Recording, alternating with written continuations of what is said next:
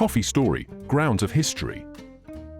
The story of coffee begins in the ancient coffee forests of Ethiopia. According to legend, a goat herder named Kaldi discovered the coffee bean around 850 AD. Kaldi noticed that his goats became particularly energetic after eating the berries from a certain tree. Curious about this phenomenon, Kaldi tried the berries himself and experienced a similar burst of energy. Excited by his discovery, Kaldi brought the berries to a local monastery. The monks, skeptical at first, created a drink with the berries and found that it kept them alert during long hours of prayer. Word of this energizing drink quickly spread. Coffee's journey continued from Ethiopia to the Arabian Peninsula, where it began to be cultivated and traded on a significant scale. By the 15th century, coffee was being grown in the Yemeni district of Arabia and consumed in Persia, Egypt, Syria, and Turkey. In the Arabian world, coffee was enjoyed in homes and public coffee houses called kahve, which began to appear in cities across the Near East. These coffee houses quickly became essential centers for social interaction, much like modern cafes. They were places where people could meet to drink coffee, listen to music, watch performers, play chess, and discuss politics and other topics. By the 17th century, travelers to the Near East brought back stories of an unusual dark black beverage. Coffee made its way to Europe and became popular across the continent. As demand for the beverage continued to spread, there were controversies. Some people reacted to this new drink with suspicion or fear, calling it the bitter invention of Satan. In 1615, Venetian merchants introduced coffee to Europe.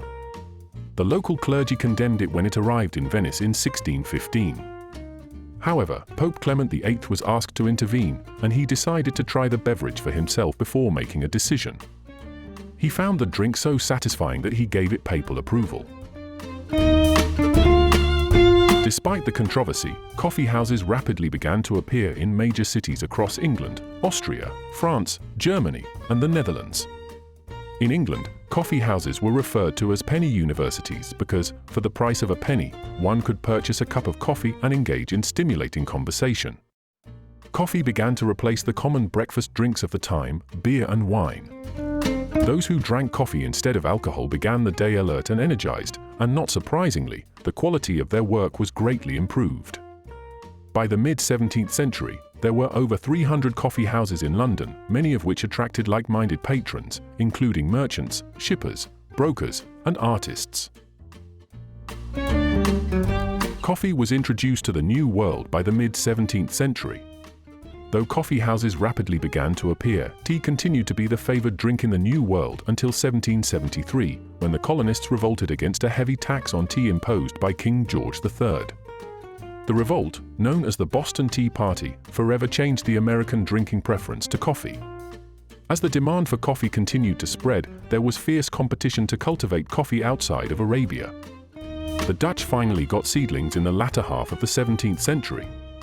Their first attempts to plant them in India failed, but they were successful with their efforts in Batavia, on the island of Java in what is now Indonesia. The plants thrived, and soon the Dutch had a productive and growing trade in coffee.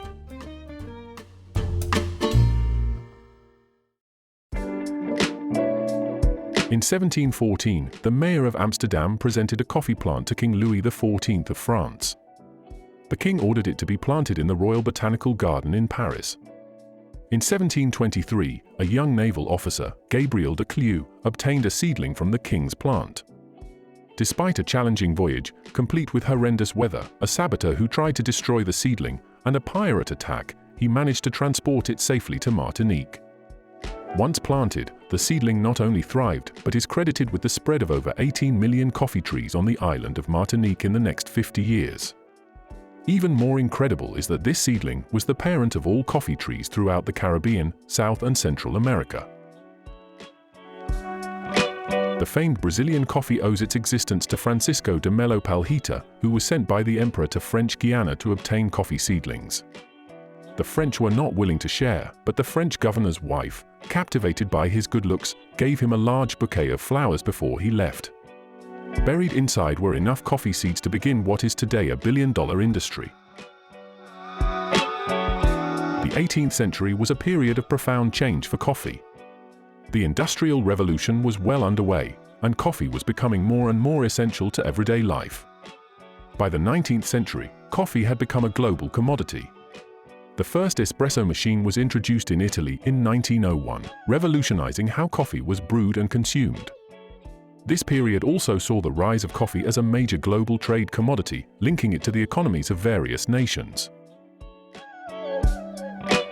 The 20th century saw the birth of major coffee brands and chains. In 1971, Starbucks opened its first store in Seattle's Pike Place Market. By the 1990s, Starbucks had grown into a global giant, with coffee shops all over the world, popularizing espresso-based drinks and fostering a coffeehouse culture. Other major brands such as Nestlé and Folgers also played significant roles in shaping the coffee industry. Instant coffee became a household staple, providing a quick and easy way to enjoy a cup of coffee. Today, coffee is enjoyed worldwide and is an integral part of modern life.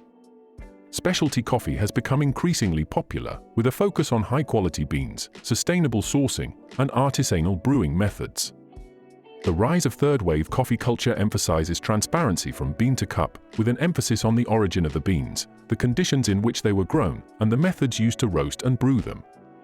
This movement has given rise to a new breed of coffee shops that focus on providing an exceptional coffee experience, often sourcing their beans directly from farmers and using innovative brewing techniques. From its mythical discovery in Ethiopia to its current status as a global beverage, the history of coffee is rich and varied.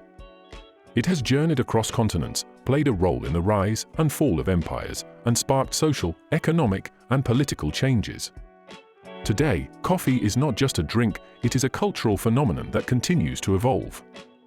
Whether enjoyed as a simple cup of black coffee, a sophisticated espresso, or an innovative cold brew, coffee remains a beloved beverage that connects people around the world.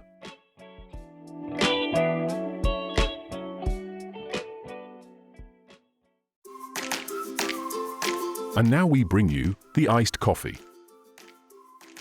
Ingredients: 1 cup of freshly brewed coffee, ice cubes, 1 to 2 teaspoons of sugar.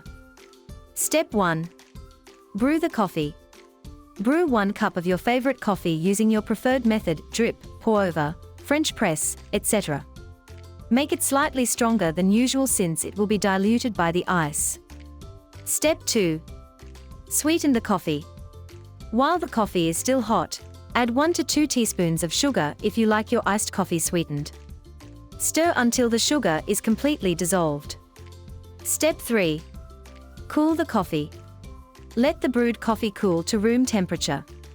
You can speed up this process by placing the coffee in the refrigerator for about 15 to 20 minutes. Step 4. Prepare the glass. Fill a tall glass with ice cubes. The more ice you use, the colder and more refreshing your iced coffee will be. Step 5. Pour the coffee. Once the coffee is cool, pour it over the ice cubes in the glass. Enjoy your refreshing homemade iced coffee.